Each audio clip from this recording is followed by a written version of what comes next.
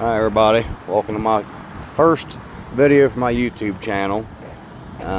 Today I'm on Ohio Key, aka Sunshine Key. I'm out in the Florida Keys, and I'm going to show you a map of this park, and I'm going to do some walking around. Right here is the map, and we are right here on 227. And I'm gonna, it takes too long to walk around this park while I make a video. I'm gonna try to keep all my videos 20-25 minutes long, but I'm gonna walk down here towards the beach and all that stuff. But anyway, let me get started here. I'm gonna give you guys a little look. Now this is December 2nd, 2025. This place should be packed. Now, let me show you guys just some of these empty spots. I'm going to say, after walking this whole park yesterday, there's probably maybe 2/3 filled here. That's my camper. That's my truck. Next to us is empty. Now, straight down this way on Route 1, which is right here, is Key West. It's about 40 miles away. Probably take you about an hour to get there from here. And then over this way heads back towards the mainland, has Marathon, Key Largo, etc. But we've been staying at various campgrounds and just kind of getting a feel for different areas. I remember coming down here when I was a kid. Grandma and Grandpa, they first started coming to Florida before I-75 was even done. And I remember Grandpa telling me that I-75 stopped right there at Tampa. It did not go any further. It was 2-lane the rest of the way down. And they stayed in places like Flamingo, which now I think it's a campground. It's like out in the middle of nowhere. It's at the very tip of Florida, out in the Everglades. And then they stayed in Naples, and they finally settled in Fort Myers.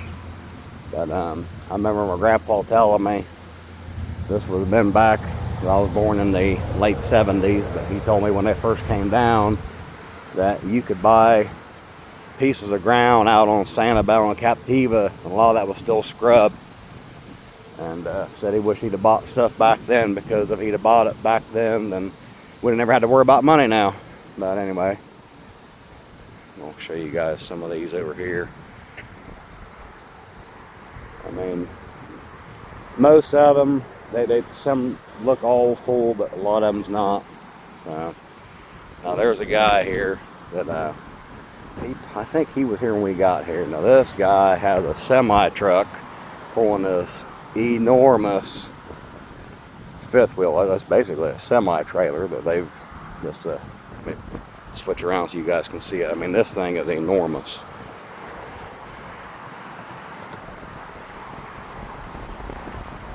And there's his semi truck.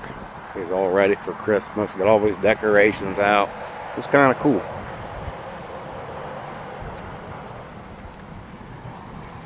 But that was interesting to see that. I think I've seen maybe one other in my lifetime. I'll walk out here to the beach. We've been frequenting the Keys, me and my girlfriend, in the last several years, and before COVID, it was pretty busy and stuff. And then the COVID shutdowns, just in Key West alone, I think one of the taxi drivers said there was over 100 bars in Key West, and then after they reopened everything, there was like 49 left. A lot of places still stayed closed because they went bankrupt. It just shut everything down. But I guess that's what happens. Get out here towards the beach. They got a lot of seaweed that builds up around here. Let me show you guys. A lot of the seaweed that builds up. And it goes all the way down through there. Now, one thing that we've noticed the last several years, this is looking east towards Marathon, and then your big Key Largo, then your mainland. So mainland Florida's over this way. But one thing we noticed that when we first started coming down is the county and the cities were real good about keeping the seaweed. They'd go out there and, you know, keep the beaches clean and pick all that stuff up, because it smells like sewage is what it smells like when it lays up there. But it's gotten to where like they don't have the funding or the manpower to do it anymore, so it just sits there and builds up. And it's kind of nasty, and you seen just to walk out in the water, you gotta walk through that, which would not feel good on your feet. I'm gonna walk down this outer part here. And we was in Key West about a month ago, and we stayed at Boyd's Campground. And there's some more spots that's empty. I'm gonna show you.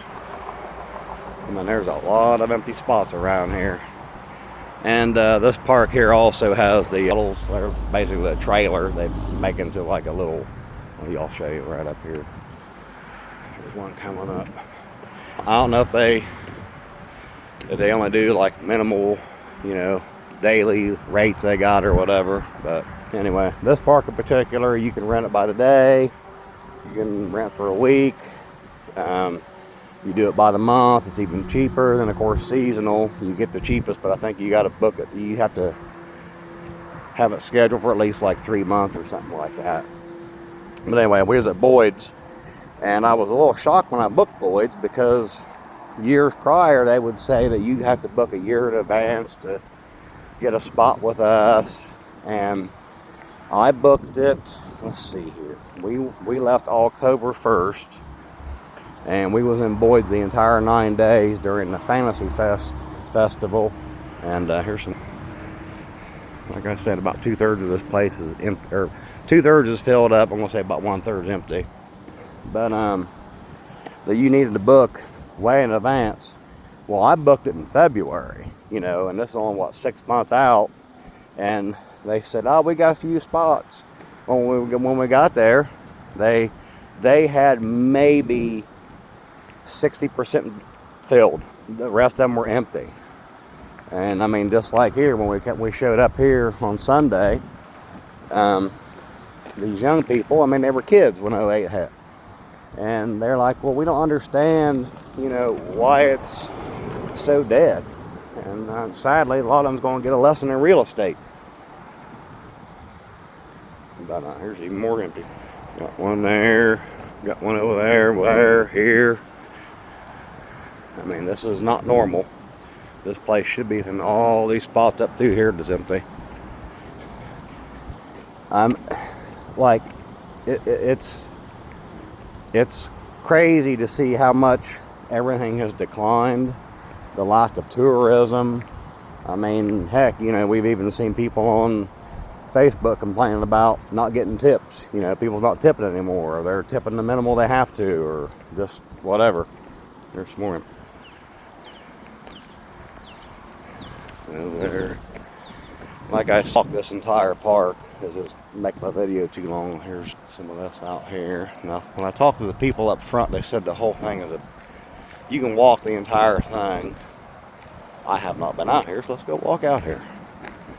But we went to out to lunch yesterday, because we're right next to Baja Honda Key, and then the next one over is Big Pine Key, and we needed to go to the grocery store, so we went to the Winn-Dixie.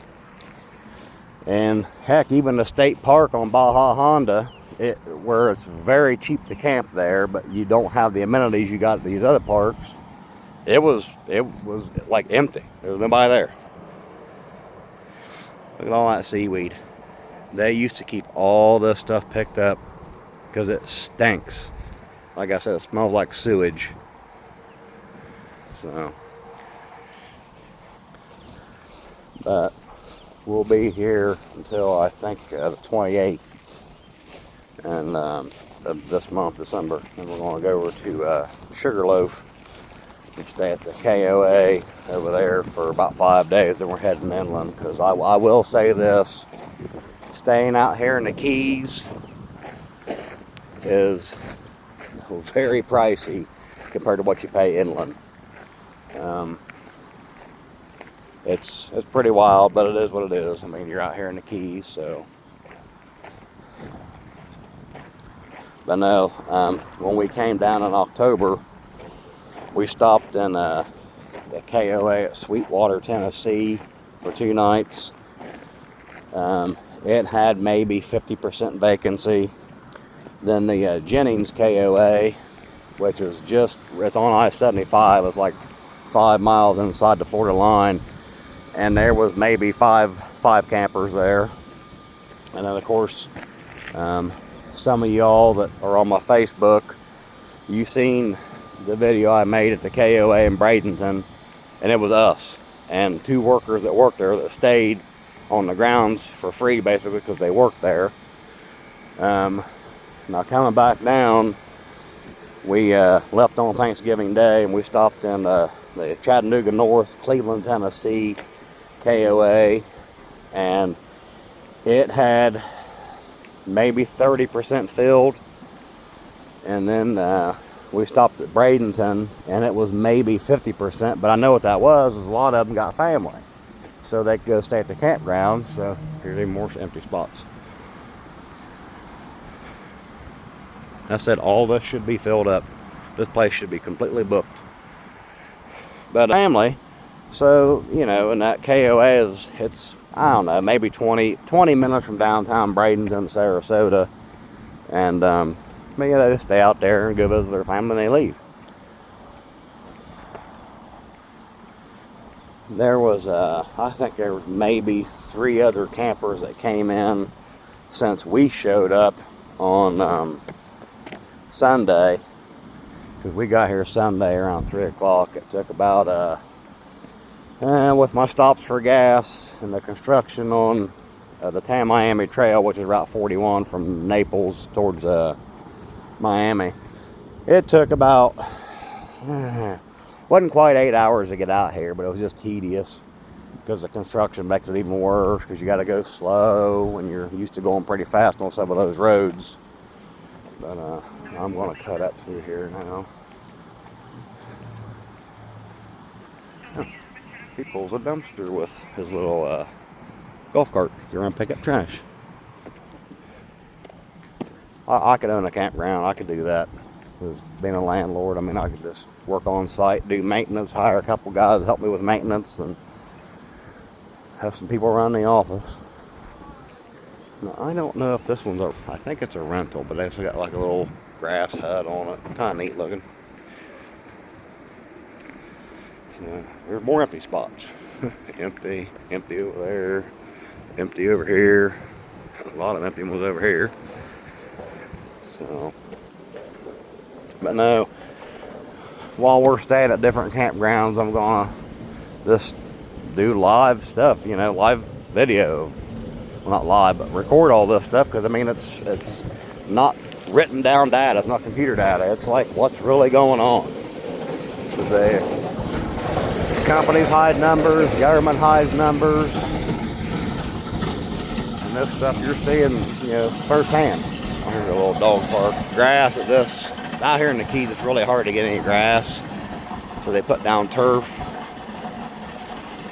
And we was going to bring Knox up here to go to the bathroom. So particular, we found the grass up there along the road, so he wants to go there.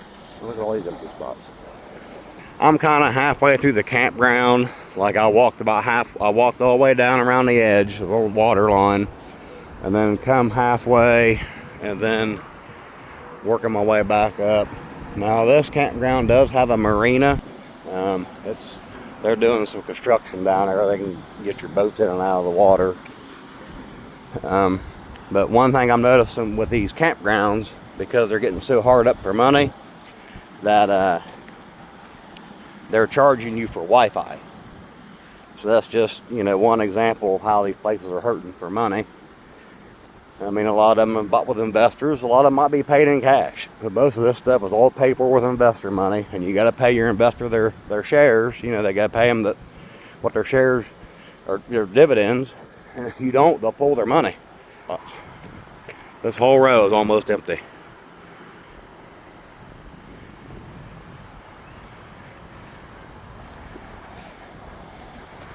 over here. This is where you got here, getting ready to turn in. You see it? Right up there, you get ready to turn in. But the office is over here where you come in. A little playground for the kids. And they got a little soccer field, which we thought was a dog park. At first, we were going to let the dog go in there and go to the bathroom, and we realized it was a soccer field.